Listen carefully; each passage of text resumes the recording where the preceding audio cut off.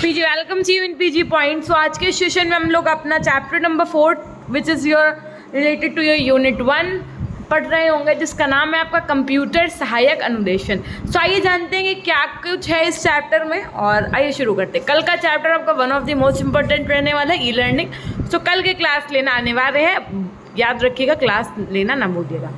तो कंप्यूटर सहायक अनुदेशन का अर्थ व परिभाषाओं से संबंधित यदि बात की जाए तो कंप्यूटर सहायक अनुदेशन, जैसा कि इसके नाम से ही पता चल रहा है कि यह एक ऐसे अनुदेशन की ओर इशारा करता है जिसे कंप्यूटर की सहायता से पूर्ण किया जाता है। अनुदेशन प्रक्रिया को स्व अनुदेशित तथा व्यक्तिगत बनाने में इस प्रकार के अनुदेशन को शिक्षण मशीन द्वारा संचालित अनुदेशन से एक कदम आगे तथा अभिक्रमित पाठ्यपुस्तकों द्वारा दिए गए अनुदेशन से 2 कदम आगे का नवाचार माना जा सकता है। कंप्यूटर सहायक अनुदेशन को कंप्यूटर सह अनुदेशन भी कहा जाता है। इसका विकास सर्वप्रथम सन 1961 में अमेरिका के इलिनॉइस विश्वविद्यालय में हुआ था। स्टॉलिनो, लॉरेंस आदि विद्वानों ने स्वचालित शिक्षण प्रविधि के लिए अभिक्रम तर्क यानी programmed logic for automatic teaching operation का निर्माण किया। कंप्यूटर सहायक अनुदेशन में रोचक मोड़ सन 1966 में आया, जब स्टैनफोर्ड विश्वविद्यालय अमेरिका के पैट्रिक स्पेस ने प्राथमिक विद्यालय के बालकों के लिए अंकगणित और ट्यूटोरियल प्रोग्राम कंप्यूटर पर तैयार किया। शर्मा एवं भट्ट के अनुसार बात की जाए तो कंप्यूटर सहायक अनुदेशन के शैक्षिक उद्देश्यों की प्राप्ति की दिशा में विद्यार्थी एवं कंप्यूटर नियंत्रित प्रस्तुतिकरण तथा अनुक्रिया रिकॉर्डिंग उपकरण के मध्य चलने वाली अंतःक्रिया के रूप में समझा जा सकता है ना। वहीं अगर हम यही सेम चीज़ जो आपका कंप्यूटर अनुदेश है, इसको अगर हम हिलगार्ड एवं ब्राउज़र के अनुसार बताएं आपको, तो इन्होंने कहा कि कंप्यूटर सहायक अनुदेशन का क्षेत्र अब इतना व्यापक हो गया है कि अब इसे मात्र शिक्षण मशीन या अभिक्रमित अनुदेशन के अनुप्रयोगों के रूप में नहीं समझा जा सकता। उपरोक्त परिभाषाओं के आधार पर कहा जाता है कि क्या कहा जाता है, क्या कि कंप्यूटर सहायक अनुदेशन आधुनिकतम नवाचार है जो शिक्षण मशीन द्वारा प्रस्तुत अभिक्रमित अनुदेशन सामग्री, देखिए, अनुदेशन सामग्री आयाम और अनुदेशन तकनीकों में अधिक व्यापक है। यह भी कहा जा सकता है कि CAI एक ऐसा अनुदेशन है जिसे कंप्यूटर की सहायता से अभिक्रमित अधिगम सामग्री में प्रस्तुतिकरण के लिए प्रयोग में लाया जाता है। कंप्यूटर सहायक अनुदेशन की विशेषताओं की यदि मैं बात करूं तो कंप्यूटर में विद्यार्थियों के समय की बचत होती है और व्यक्तिगत रूप से भी अनुदेशन सामग्री को प्रस्तुत किया जा सकता है। कंप्यूटर सहायक अनुदेशन में किसी विद्यार्थी व कंप्यूटर के बीच ठीक वही अंतःक्रिया होती है जैसा कि एक ट्यूटोरियल प्रणाली यानी ट्यूटोरियल सिस्टम में शिक्षक और विद्यार्थी के बीच चलती है। कंप्यूटर और विद्यार्थी के बीच अंतःक्रिया निर्धारित अनुदेशन उद्देश्यों की प्राप्ति में सहायता करते हैं। कंप्यूटर सहायक अनुदेशन से विद्यार्थी अपनी गति के अनुसार आगे बढ़ता रहता है। अब कंप्यूटर सहायक अनुदेशन की मूल मान्यता है क्या, यानी basic assumptions of computer assisted instruction. एक ही समय में अनेक विद्यार्थियों का एक साथ अनुदेशन प्रदान करना। Instructional provided to a number of learners at a time. Computer सहायक अनुदेशन एक ही समय में अनेक विद्यार्थियों को एक साथ व्यक्तिगत रूप से अनुदेशन प्रदान करने की क्षमता रखता है। विद्यार्थी अपनी रुचि के अनुसार किसी भी विशेष प्रकरण की जानकारी कंप्यूटर के माध्यम से प्राप्त कर सकता है। विद्यार्थी कंप्यूटर की सहायता से सर्वोत्तम स्तर की अभिक्रमित अधिगम सामग्री व्यक्तिगत रूप से भी प्राप्त कर सकता है। दूसरा है आपका पॉइंट कि विद्यार्थियों एवं तकनीकी के प्रयोग में विविधता है, यानी विविधता का मतलब जैसे आपने पढ़ा जैव विविधता, तो बायोडाइवर्सिटी। यहाँ पे बात की गई है कि विधियों एवं तकनीकों को प्रयोग में विविधता, यानी बहुत अलग अलग माध्यम होते हैं, अलग अलग तरीके होते हैं चीज़ों को यूज़ करने के, सब करने के। जैसे एक क्वेश्चन है उसको बहुत से मेथड से सॉल्व किया जा सकता है, बहुत सी टेक्निक से सॉल्व किया जा सकता है। सेम वही चीज़ यहाँ पर बताई गई कि कंप्यूटर सहायक अनुदेशन में विद्यार्थी विभिन्न प्रकार की विधियों व तकनीकियों के माध्यम से सभी विषय तथा प्रकरणों का ज्ञान प्राप्त कर सकते हैं। उदाहरण की बात की जाए तो जब शिक्षक अपनी कक्षा में किसी प्रकरण को स्पष्ट करता है, इसके पश्चात वह कंप्यूटर अनुदेशन के द्वारा छात्रों को वह प्रकरण अधिक स्पष्ट करा सकता है। शिक्षक छात्रों का मूल्यांकन करने के लिए ऑनलाइन टेस्ट भी ले सकता है और वह शिक्षक छात्रों के लिए किसी प्रकरण में पर पावर पॉइंट प्रेजेंटेशन भी बनवा सकता है। अतः ये कहा जा सकता है कि कंप्यूटर अनुदेशन में विद्यार्थी विभिन्न प्रकार की तकनीकी व विधियों का प्रयोग करता है और विद्यार्थी अपने व्यक्तिगत तथा अनुदेशन सामग्री के अनुरूप अपने अपने मानसिक स्तर व रुचि के अनुसार किसी एक विधि या तकनीकी का चयन करके अधिगम कर सकते हैं। विद्यार्थियों की निष्पत्ति का स्वतः ही रिकॉर्डिंग होते रहना, अर्थात कि कंप्यूटर सहायक अनुदेशन की अगली मूल मान्यता है कि रिकॉर्डिंग के द्वारा स्वतः ही विद्यार्थियों को निष्पत्ति का मूल्यांकन होता रहता है। जैसे एग्जाम्पल के रूप में देखो आप जरा कि शिक्षक कोई ब्लॉग बनाकर छात्रों को कोई भी प्रकरण समझा सकता है, फिर उसी प्रकरण की प्रश्नोत्तरी बनाकर ब्लॉग से जोड़ दिया जाएगा और छात्र उसी क्विज को करके स्वतः अपना मूल्यांकन कर सकते हैं और अधिगम पथ पर आगे बढ़ सकते हैं। इस प्रकार शिक्षक अभ्यास के दौरान CAI के द्वारा छात्रों की स्वतः रिकॉर्डिंग की जा सकती है और इस प्रकार की रिकॉर्डिंग से विद्यार्थी को स्व अनुदेशन हेतु आगे क्या सुधार करना चाहिए इसमें लगातार सहायता मिलती है। व्यक्तिगत अनुदेशन तकनीकी की बात की जाए, इंडिविजुअल इंस्ट्रक्शनल टेक्नोलॉजी की बात की जाए तो कंप्यूटर सहायक अनुदेशन की मूल मान्यता है कि यह व्यक्तिगत तकनीकी है। कंप्यूटर अनुदेशन से विद्यार्थी अपनी रुचि व मानसिक स्तर के अनुसार आगे बढ़ता है और विद्यार्थी को अपनी क्षमता का भी साथ साथ ज्ञान होता रहता है। इसी प्रकार से ये भी कहा जा सकता है कि मान लीजिए किसी विद्यार्थी को किसी शिक्षक का टॉपिक यानी प्रकरण समझ नहीं आया, ऐसी स्थिति में विद्यार्थी उस टॉपिक को ऑडियो वीडियो रिकॉर्डिंग सुनकर व देखकर भी व्यक्तिगत रूप से इसका लाभ उठा सकता है। मान लीजिए हम आपको पढ़ा रहे हैं, आपको नहीं समझ में आ रहा है, इसके बाद में आपने ऐप इंस्टॉल किया, वहाँ गए PDF पढ़ा, आपको समझ में आ गया। तो ये सब चीज़ें कंप्यूटर सहायक अनुदेशन के विभिन्न प्रकार या रूप की बात करें तो सबसे पहले है सूचनात्मक कंप्यूटर सहायक अनुदेशन। पहली की इंफॉर्मेशनल कंप्यूटर एडेड इंस्ट्रक्शन, कि भाई सूचनात्मक कंप्यूटर सहायक अनुदेशन जिसे पूछताछ अनुदेशन भी कहा जाता है, ये विद्यार्थियों को वांछित सूचनाएं प्रदान करने में सहायता करता है, विद्यार्थी को आत्मनिर्भर बनाने एवं स्वाध्ययन के नए नए रास्ते खोजने में भी सहायता करता है। इस प्रकार के अनुदेशन में जब विद्यार्थी अपने प्रकरण से संबंधित कुछ भी पूछता है तब वह अपनी संग्रहित सामग्री की सहायता से विद्यार्थी को तुरंत सूचना प्रदान करता है।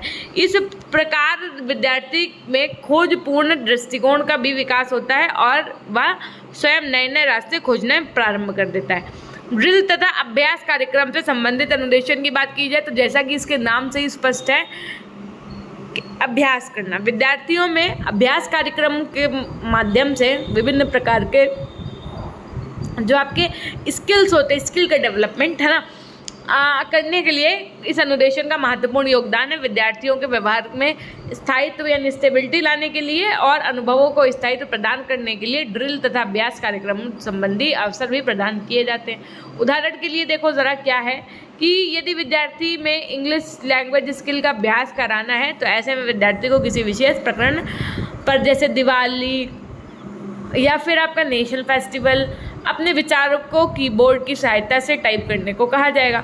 ऐसी स्थिति में यदि विद्यार्थी से किसी शब्द की स्पेलिंग गलत टाइप हो जाती है तब तुरंत विद्यार्थी को अनुदेशन प्राप्त होगा। मतलब तुरंत वहाँ पे ब्लिंक करने लगता है ना कि यहाँ पर ये गलत है स्पेलिंग, यानी कि स्पेलिंग गलत है, और साथ ही सही शब्द भी पता चल जाएगा।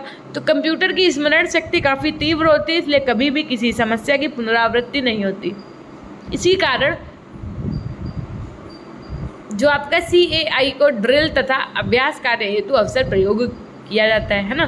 शैक्षिक खेल के रूप में उपलब्ध अनुदेशन की बात की जाए तो इस प्रकार के अनुदेशन में विद्यार्थियों को विभिन्न प्रकार के सुनियोजित कंप्यूटर गेम्स खेलने का अवसर प्रदान किया जाता है। इस प्रकार के गेम्स में ऐसा आवश्यक नहीं है कि किसी शैक्षिक उद्देश्य की प्राप्ति हो या सामान्य जानकारी से संबंधित भी हो सकते हैं, जिनका उद्देश्य विद्यार्थियों में पर्यावरण तथा अध्ययन क्षेत्र के प्रति जिज्ञासा के भाव उत्पन्न करना होता है तथा जानने समझने हेतु बौद्धिक चुनौतियों को उनके सामने रखना होता है, ताकि विद्यार्थियों में शिक्षण अधिगम के प्रति स्वाभाविक रुचि विकसित हो सके। इस प्रकार की गेम्स से शिक्षण अधिगम सहज भी हो जाता है तथा वह विधि छोटे छोटे बच्चों के लिए अधिक महत्वपूर्ण एवं उपयुक्त है। नेक्स्ट है आपका ट्यूटोरियल प्रकार का कंप्यूटर सहायक अनुदेशन, यानी इस प्रकार के अनुदेशन में कंप्यूटर स्वयं ट्यूटर्स की भूमिका निभाते हैं। ट्यूटर की तरह ही वे विद्यार्थियों से व्यक्तिगत रूप से अंतःक्रिया करते हुए शिक्षण अधिगम उद्देश्यों की प्राप्ति में योगदान भी देते हैं। आज विभिन्न विषयों से संबंधित इकाइयों तथा प्रकरणों यानी यूनिट्स और टॉपिक्स पर ट्यूटोरियल प्रणाली पर आधारित पर्याप्त सॉफ्टवेयर उपलब्ध हैं। इन प्रोग्राम के द्वारा सर्वप्रथम विद्यालय पाठ्यक्रम से संबंधित प्रकरण जैसे आपका सूर्य ग्रहण, चंद्र ग्रहण, मौक का नियम, मांग व पूर्ति का नियम, अंतर्राष्ट्रीय व्यापार, दोहरा लेखा प्रणाली को प्रस्तुत किया जाता है। फिर पढ़ाए गए पाठ की पुनरावृत्ति व अभ्यास कराया जाता है। पढ़ाए गए पाठ को विद्यार्थियों को कितना ग्रहण किया इसका मूल्यांकन कर उनकी कठिनाइयों का निवारण भी किया जाता है और विद्यार्थियों को उनकी गति के अनुसार शिक्षण पथ पर आगे बढ़ने के लिए भी प्रेरित किया जाता है। जब विद्यार्थी एक इकाई पर स्वामित्व अर्थात मास्टरी प्राप्त कर लेता है तब उसे दूसरी इकाई पर ले जाया जाता है, परंतु यदि विद्यार्थी स्वामित्व प्राप्त नहीं कर पाता है तब ऐसी स्थिति में उपचारात्मक अनुदेशन यानी रिमीडियल इंस्ट्रक्शन भी प्रदान किया जाता है। अनुरूपित प्रकार के अनुदेशन की बात की जाए तो इस प्रकार अनुरूपित प्रकार के अनुदेशन अर्थात सिमुलेशन टाइप इंस्ट्रक्शन।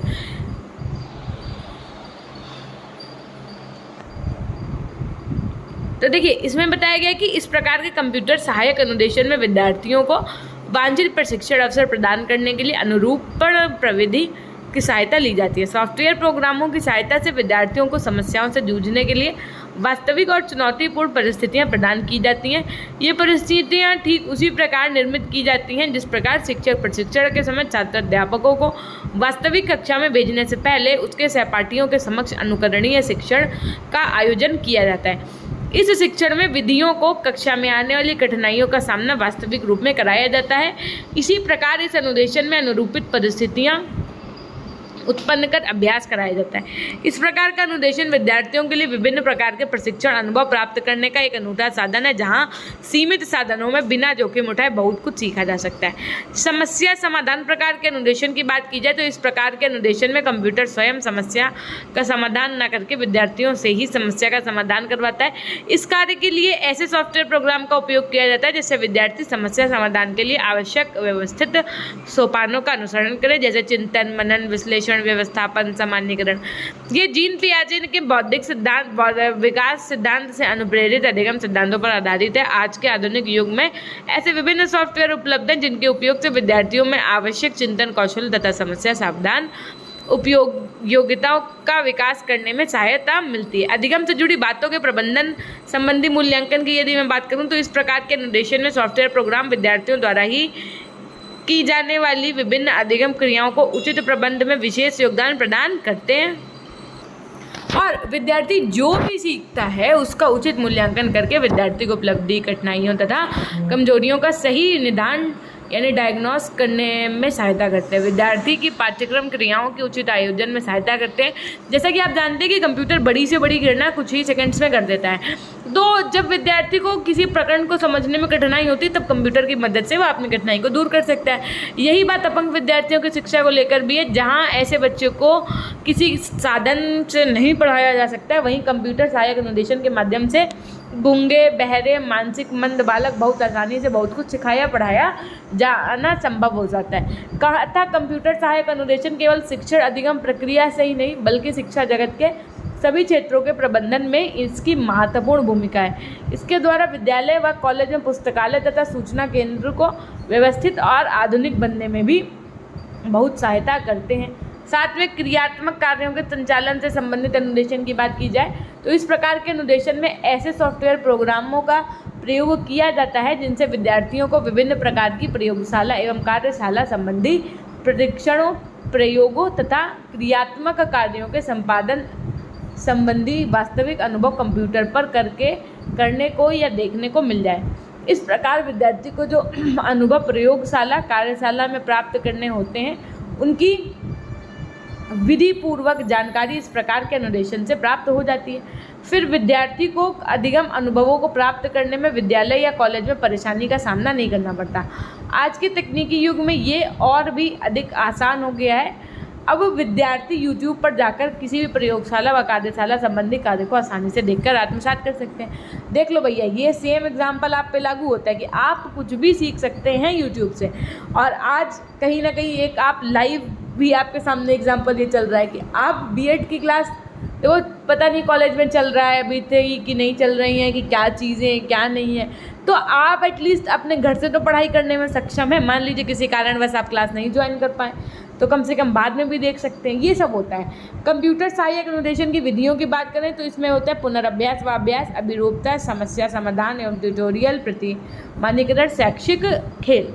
पुनरअभ्यास व अभ्यास क्या है मैम? तो हमने कहा इस विधि के ये भी एक विधि है और इस विधि के अंतर्गत कंप्यूटर पर तब तक अभ्यास किया जाता है जब तक शुद्धता से कार्य न करने लग जाए। स्थिति पर नियंत्रण कंप्यूटर के हाथ में रहता है। ट्यूटोरियल की बात की जाएगा तो इसमें कंप्यूटर शिक्षार्थी से उसी प्रकार अंतःक्रिया करता है जैसे कि शिक्षक करता है, उसी प्रकार संप्रेषण करता है और वह संप्रेषण छात्र द्वारा दिए गए उत्तर पर निर्भर करता है। अभिरूपता की बात की जाए तो इसके अंतर्गत यथार्थ प्रक्रिया से संबंधित सूचनाएं कंप्यूटर प्रक्रिया और प्रक्रिया परिणामों को प्रस्तुत कर देता है। प्रतिमानीकरण की बात की जाए तो प्रतिमान निर्माण यथार्थ का पूर्व अभ्यास होता है जिससे त्रुटियों को न्यूनतम किया जा सकता है। यहाँ कंप्यूटर जटिल प्रतिमानों का निर्माण करता है और उनका मात्रात्मक विश्लेषण करता है। कंप्यूटर पर्दे पर निर्मित प्रतिमान का विश्लेषण करके व्यवहार विश्लेषण की विभिन्न आयामों पर तुलनात्मक वर्णन और भविष्यवाणी भी कर सकता है। समस्या समाधान की बात की जाए तो इसके द्वारा यानी किसके द्वारा, कंप्यूटर के द्वारा अनेक प्रकार की समस्याओं के आधार पर समस्या समाधान कौशल विकसित किया जा सकता है। शैक्षिक खेल की बात की जाए तो इसमें छात्र या तो अन्य छात्र या कंप्यूटर के साथ शैक्षिक खेल खेलता है या इसका प्रभावशाली ढंग से प्रयोग नियम और प्रक्रिया सीखने के लिए किया जा सकता है। किसी भी मोड का चयन उद्देश्य एवं शिक्षण प्रक्रिया और पाठ्य सामग्री को दृष्टिगत रखते हुए किया जाना चाहिए। कंप्यूटर सहायक अनुदेशन में आवश्यक विशेषज्ञ की बात की जाए अगर तो सबसे पहला होता है आपका अभिक्रम लेखक यानी प्रोग्राम राइटर। जिस प्रकार किसी भी कार्य को कुशलतापूर्वक संपादित करने के लिए उस विशेष क्षेत्र से जुड़े हुए अनुभवी व्यक्ति की आवश्यकता पड़ती है, ऐसे ही अभिक्रमों को लिखने के लिए एक ऐसे व्यक्ति की आवश्यकता होती है जो सीखने के सिद्धांतों से निपुण हो और उसी के अनुरूप वह विभिन्न आयु वर्ग के बालकों के लिए अभिक्रमों का सृजन करे। इसके अतिरिक्त अभिक्रम लेखक को कंप्यूटर की भाषा एवं व्याकरण का जानकार भी होना चाहिए।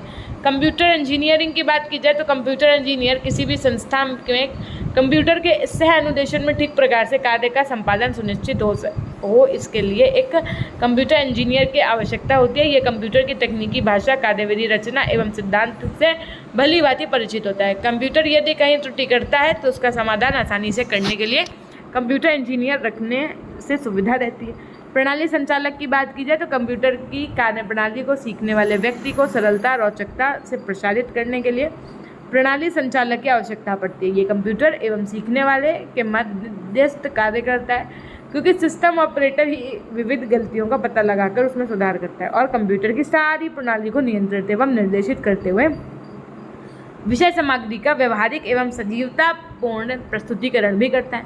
कंप्यूटर जो आपके सहायक अनुदेशन के उपयोग है यानी usages of computer assisted instruction है, उसमें देखो क्या बताया गया है कि कंप्यूटर सहायक अनुदेशन विद्यार्थी की हर मोड पर सहायता करता है, मार्गदर्शन करता है तथा वांछित सूचनाएं प्रदान करता है।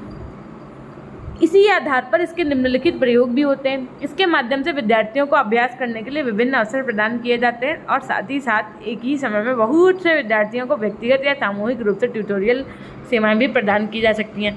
यह अनुकरणीय प्रयोगशाला में भी बहुत उपयोगी है। इसमें विद्यार्थियों को वास्तविक कठिनाइयों से जूझने की चुनौतियों पूर्ण परिस्थितियाँ प्रदान की जाती हैं जिससे विद्यार्थी को उन परिस्थितियों का ज्ञान हो जाता है। ये विद्यार्थियों को एवं अध्यापक दोनों के लिए सूचनाएं प्राप्त करने का महत्वपूर्ण साधन है। इसका प्रयोग छात्रों के मूल्यांकन रिपोर्ट कार्ड तैयार करने, अध्यापकों के वेतन एवं बिल बनाने में भी किया जाता है। ये मूल्यांकन की प्रक्रिया में भी सहायक है। CAI के सभी प्रकार के परीक्षण, मूल्यांकन तथा उसके परिणामों को प्रयोग में लाने की व्यवस्था है। इसके द्वारा विद्यार्थी की उपलब्धि से संबंधित विभिन्न प्रकार के रिकॉर्ड्स एकत्रित किए जा सकते हैं। इसके आधार पर अनुसंधान कार्य भी किया जा सकता है। CAI भाषात्मक कौशलों के विकास में भी बहुत सहायक है। मौखिक व लिखित दोनों प्रकार के भाषा संप्रेषण कौशलों का विकास सॉफ्टवेयर की सहायता से संभव है। यह पुस्तक को बढ़ते हुए बोझ को कम करने में भी बहुत सहायक है। माइक्रोसॉफ्ट ऑफिस के पावरपॉइंट सॉफ्टवेयर प्रोग्राम संग्रहित चित्र तथा ग्राफिक्स आदि सहायता से वांछित अनुदेशन के लिए आवश्यक शिक्षण सामग्री का निर्माण व प्रस्तुतिकरण किया जा सकता है। शिक्षण अधिगम तथा विद्यालय प्रबंधन से संबंधित विभिन्न प्रकार की गतिविधियों के संपादन में सहायक है। विद्यालय संगठन तथा प्रबंधन से जुड़ी बातें जैसे समय सारणी बनाना, पाठ्य सहगामी क्रियाओं का आयोजन, आवश्यक रजिस्टर, आय व्यय का हिसाब, विद्यालय का वार्षिक बजट आदि विभिन्न कार्यों को प्रभावपूर्ण ढंग से करने में सहायता मिलती है। CAI पूछताछ अधिकारी अथवा एक पथ प्रदर्शक की भूमिका अदा करता है। यह विद्यार्थियों को बहुत सारी सूचनाएं एवं ज्ञान प्रदान करता है क्योंकि CAI में विभिन्न प्रकार की सूचनाओं को संग्रह करने की अपार क्षमता है। अतः आज के आधुनिक युग में शिक्षा के क्षेत्र में यह शक्तिशाली उपकरण है और आज यह हमारे जीवन का अभिन्न अंग बन गया। यह औपचारिक शिक्षा व अनौपचारिक शिक्षा के सभी स्तरों में प्रयोग किया जाता है। कंप्यूटर सहायक अनुदेशन की सीमाएं की यदि बात की जाए तो देखो, इस हर एक चीज़ के अपने लूप एंड फॉल्ट होते हैं, तो अगर इनकी सीमाएं, सीधी सी बात है, इनकी कुछ ना कुछ तो लिमिट्स होंगी। तो कंप्यूटर सहायक अनुदेशन है परंपरागत शिक्षण यानी ट्रेडिशनल टीचिंग की तरह अध्यापक विद्यार्थी अंतःक्रिया एवं विद्यार्थी विद्यार्थी अंतःक्रिया का कोई स्थान नहीं, जबकि ऐसी अंतःक्रिया से विद्यार्थियों में भावात्मक क्षमता का विकास होता है और ऐसे अनुदेशन में विद्यार्थी इससे वंचित रह जाते हैं। कंप्यूटर पर अधिक निर्भर होने के कारण वे पुस्तकों एवं अन्य मुद्रित सामग्री से दूर कर देती है, जिसका परिणाम यह होता है कि विद्यार्थियों में लिखने पढ़ने बोलने की आदत का विकास नहीं हो पाता, अर्थात विद्यार्थियों में भाषा कौशल का उचित विकास नहीं हो पाता है। यदि कंप्यूटर या सॉफ्टवेयर प्रोग्राम खराब हो जाता है तब उसे ठीक करने की सुविधा विद्यालयों में नहीं होती, जिससे असुविधा का सामना करना पड़ता है और इन्हें ठीक करवाने के लिए विशेषज्ञों की सहायता लेनी पड़ती है, जो कि महंगा पड़ता है। अधिक देर तक कंप्यूटर पर कार्य करने से विद्यार्थियों में शारीरिक स्वास्थ्य के प्रतिकूल प्रभाव पड़ता है। कंप्यूटर सहायक अनुदेशन में विद्यार्थी नियंत्रित स्थिति में अधिगम करता है तथा विद्यार्थी अपनी इच्छा से आगे अधिगम पथ पर बढ़ता है, अतः इससे विद्यार्थियों में अनुशासनहीनता की भावना में बल मिलता है। शैक्षिक लाभों की तुलना में कक्षा शिक्षण में इनका उपयोग महंगा एवं खर्चीला होता है। उचित शैक्षिक सॉफ्टवेयर आसानी से उपलब्ध नहीं होते। कंप्यूटरों के द्वारा परंपरागत शिक्षण की तरह भावात्मक स्तर पर शिक्षण अधिगम नहीं हो पाता, अतः विद्यार्थी में मानवीय संबंधों की मधुरता देखने को नहीं मिलती। इसमें दी जाने वाली जो शिक्षण विधि है, तो सबसे पहले वो है, आप इसको दो भागों में विभाजित किया है।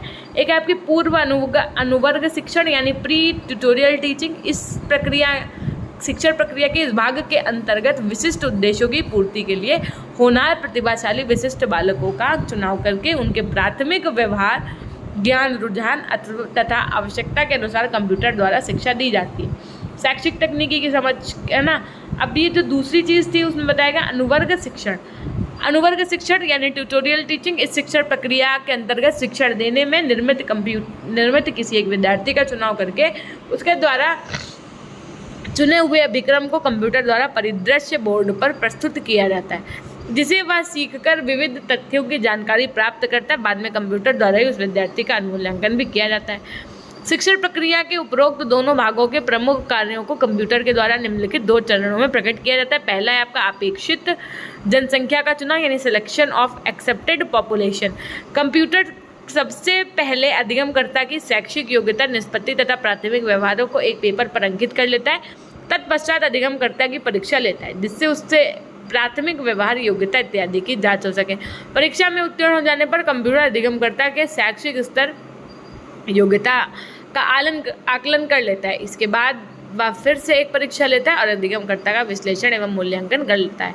इससे यह स्पष्ट हो जाता है कि विषय वस्तु के बारे में अधिगमकर्ता पहले से कितना जानता है। ऐसी जानकारी प्राप्त करने के बाद कंप्यूटर कार्यक्रम यानी अभिक्रम का चुनाव करता है और यदि उस अधिगमकर्ता के स्तर का अभिक्रम कंप्यूटर में संग्रहित नहीं रहता तो वह अधिगमकर्ता को अनुत्तीर्ण एवं अयोग्य सिद्ध कर देता है। अधिगम का प्रस्तुतिकरण तथा अधिगम नियंत्रण की बात की जाए तो अधिगमकर्ता को कंप्यूटर द्वारा अयोग्य घोषित नहीं किया जाता है। वह अधिगमकर्ता के प्राथमिक व्यवहार के अनुसार अभिक्रमित प्रस्तुत करता है, जिसे टाइपराइटर एवं टेप के माध्यम से सूचनाओं को भेजा जाता है। त्रुटि होने पर कंप्यूटर अनुदेशन को बदल सकता है। इसके अलावा कंप्यूटर अधिगमकर्ता के व्यवहार को नियंत्रित करते हुए शिक्षण की प्रक्रिया को भी व्यवस्थित करता है। ठीक है, तो देखो ये तो हो गया आपका चैप्टर कंप्लीट, जिसमें आपको कंप्यूटर अनुदेशन के विषय में कंप्यूटर असिस्टेड इंस्ट्रक्शन या कंप्यूटर सहायक अनुदेशन के विषय में बताया गया। If you want to get this PDF, so first of all you have to install PG point application. सबसे पहले आप अपना प्ले स्टोर पे जाइए, वहाँ पीजी पॉइंट सर्च करिए, आपको प्लेलिस्ट मिल जाएगी जहाँ पर आपको ये पीडीएफ पढ़ने के लिए अवेलेबल है। और उसके बाद में आप एक काम कर सकते हैं, वो काम ये कर सकते हैं कि पीजी पॉइंट टेलीग्राम चैनल से ज़रूर जुड़ जाइए। वहाँ पर हम आपको सारी डिटेल्स, सारी जानकारी, सारे वीडियोस वगैरह सब देते रहते हैं। तो और जितने भी लिंक्स होते हैं, जो भी जानकारी होती है, वो आपको वहाँ पर हम दे देते हैं ना। तो फटाफट से टेलीग्राम चैनल से जुड़ जाइए। बाकी एक बार फटाफट से लिख दो अपनों के लिए, है ना। तो हमेशा खुश रहो, मुस्कुराते रहो, कभी अपने लिए तो कभी अपनों के लिए। Till then take care, bye bye, love you all, love you my dear class.